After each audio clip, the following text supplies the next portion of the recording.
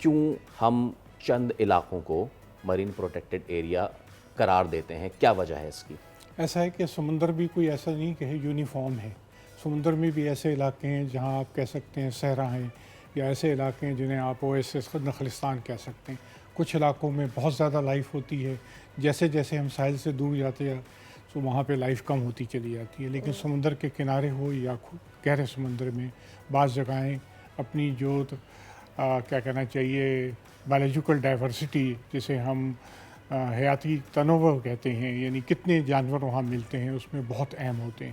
جیسے آپ چرنا کا ذکر کر رہے تھے، اسٹولا کا ذکر کر رہے تھے، یہ پاکستان میں ان چند علاقوں میں ہیں جہاں پر مونگے کی چٹانیں یا کورلز ملتے ہیں، یہ اور جگہ نہیں ملتے. یا بہت سارے علاقے ہیں جہاں مینگرووز ہیں، ہر جگہ مینگرووز نہیں ہوتے. تو وہ علاقے جو کسی وجہ سے کوئی اہمیت کے حامل ہوں، یا تو اس علاقے میں کوئی ایسا جانور ملتا ہو یا اس علاقے کی کوئی اور اہمیت ہو.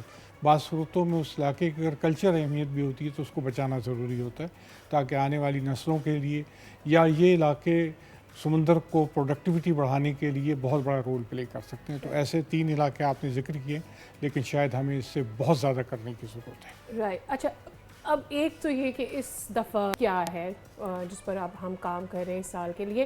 دوسرا یہ کہ جب آپ یہ بات کہتے ہیں کہ ہمیں ان ایریاز کو اس لیے پروٹیکٹ کرنا ہے بیکاز وہاں پر کچھ خاص ایسا ہے جو آپ کی مرین لائف کو یہ سمو جس طرح مدد کرتا ہے، لیکن اس میں یہ جو ہیومن لائف ہے اس کو خراب کرنے میں اس کا کتنا ہاتھ ہے کہ ہمیں اسے اب پروٹیکٹ کرنا پڑ رہا ہے؟ ایسا ہے کہ اس سال کی تھیم بڑی خوبصورت ہے کہ ocean protection needs human communication, یعنی سمندر کے تحفظ کے لیے لوگوں کے درمیان روابط کی بہت ضرورت ہے. جیسے آپ نے کہا ہے کہ لوگ سمندر کے بعض علاقوں کو غیر ضروری طور پہ بھی ڈسٹرب کرتے ہیں، اور کچھ ایسی صورتیں بھی ہیں کہ جیسے اپنی معاشی ضروریتوں کو پورا کرنے کے لیے وہاں سے کچھ ایکسپلائٹیشن کرتے ہیں، مثلا مچھلی کا شکار کرتے ہیں یا دوسری چیزوں کا ٹریولنگ، ٹورزم. جی ٹورزم ہے، جی بہت سارے ڈائیونگ ہے اور پکنک ہے، بہت ساری چیزیں ہیں جس کو ہم سمندر کو استعمال نمک نکالنے کے لیے استعمال کرتے ہیں. یہ ہماری خیال میں صدیوں سے یہ ہم کر رہے ہیں. تو یہ تمام چیزیں ہو رہی ہیں، تو اس سے سمندر پہ اثر پڑتا ہے. کسی بھی چیز کو مارنے سے، کسی چیز کو پکڑنے سے، کسی چیز کو نکالنے سے ماحول میں کچھ تبدیلی آتی ہے. لیکن یہ تبدیلی اگر ہم سوچ سمجھ کے کریں گے تو وہ ماحول مکمل طور پہ تباہ نہیں ہوگا.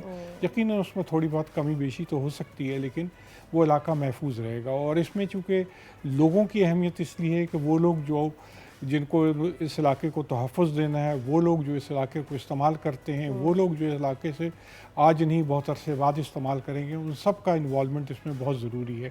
کوسٹل کمیونٹیز کا، ان غریب ماہی گیروں کا جو وہاں شکار کرتے ہیں، وہ لوگ جہاں پر پیسے خرچ کر کے پکنک کرنے جاتے ہیں، ڈائیونگ کرنے جاتے ہیں، ان سب کو کسی نہ کسی ایک ضابطے کے اندر لے کے آنا، تاکہ وہ ہر اس علاقے کو مکمل طور پہ ڈسٹرائے نہیں کر سکیں. اور یہ علاقوں کو اگر ہم تحفظ پرووائڈ کریں گے تو اوور آل سمندر پروٹیکٹ ہوگا. دنیا میں اس وقت ایک معاہدہ ہے جو کہ پاکستان بھی اس کا ممبر ہے، CBD کا. اس کے تحت مونٹریال کا ایک معاہدہ کہلاتا ہے گلوبل بایوڈائیورسٹی فریم ورک.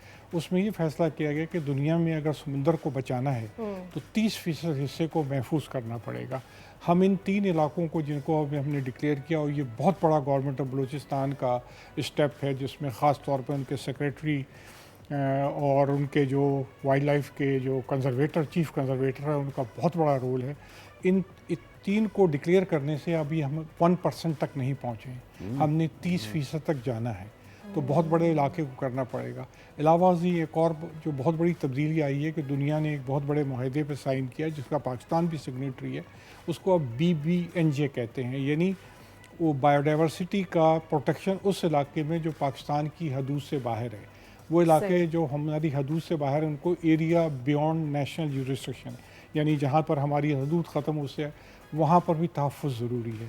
اور وہ تحفظ اس لیے ضروری ہے کہ ہمارے سمندر کا ماحول گلوبل سمندر کے ماحول پہ ڈیپینڈنٹ ہے. تو اگر ہم اس کو تحفظ پرووائڈ کریں گے تو ہمارے محفوظ ہو.